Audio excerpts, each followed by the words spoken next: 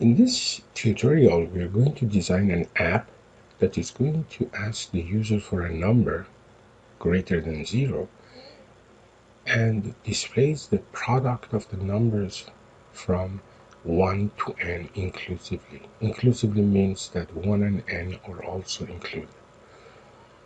The algorithm is given below. We get the number, we set the variable n to be the number entered, and we set an intermediate variable product to be 1, and we go inside the loop until the index of the loop is greater than n. And every time we go through the loop, we are going to set product to be the product times the index. And then we increment the index and then go back to the beginning of the loop. And at the end, we're going to display the product. Now, we are going to start the app. As usual, you sign in, then you are going to create a new project. Let's call it product of numbers from 1 to n.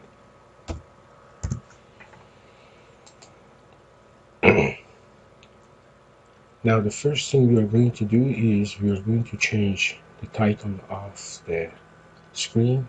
So we go down, we change the title to product of numbers from 1 to n. This is going to be our new title. I have a typing mistake on product, so I go back and I'm going to add a C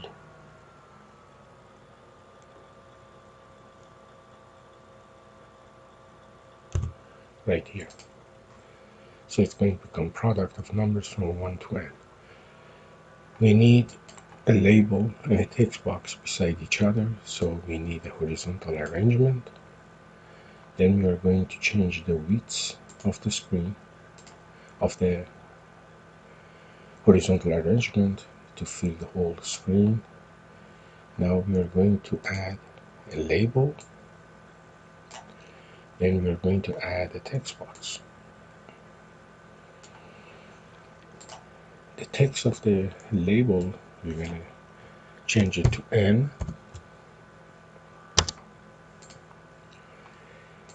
The text box, we're going to rename it to n. And the hint, we're going to change it type a number. So this is going to be the entry part of the app. Then we need a button. We're going to change the text to display product. And finally, we need a notifier so we can show the result to the user. We are done with the design of the screen, so now we go to blocks. First, we need a new variable, which we call it product. And initially, the value of the product is 1. Remember, if you want to find the sum, the initial value is 0, but for the product, the initial value is 1. You can't set it to 0 because then the whole product becomes 0. Now we go to the button. When the button is clicked, the first thing we're going to do is we're going to set the initial value of the product to be 1. Again, the reason is that if we run this app more than once, we don't want to keep product to have the previous value. So product is 1. Now we're going to go through a loop. Our loop is going to start from 1. It goes to n. N is the value of the text box. So I'm going to bring the text box the property out, change it to text, and then put it here, and it's going to increment by 1. Now we are going to set the value of product, so we set product to be the previous product times the index. So we need a multiplication block. Now the loop index, I'm going to change it to I, and now I need the value of I, so I get the value of I times the value of product. So this part is going to find that product that I'm looking for. The last thing I need is to display everything to the user, which I'm going to use this notifier. The message is going to be the value of the product. So I'm going to duplicate this, put it here.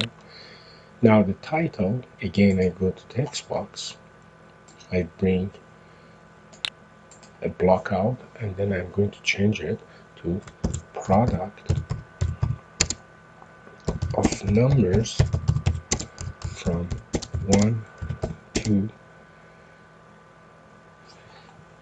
Now, as the same as previous tutorial, instead of n, I'm going to change it the value that the user enters. So I need a join block.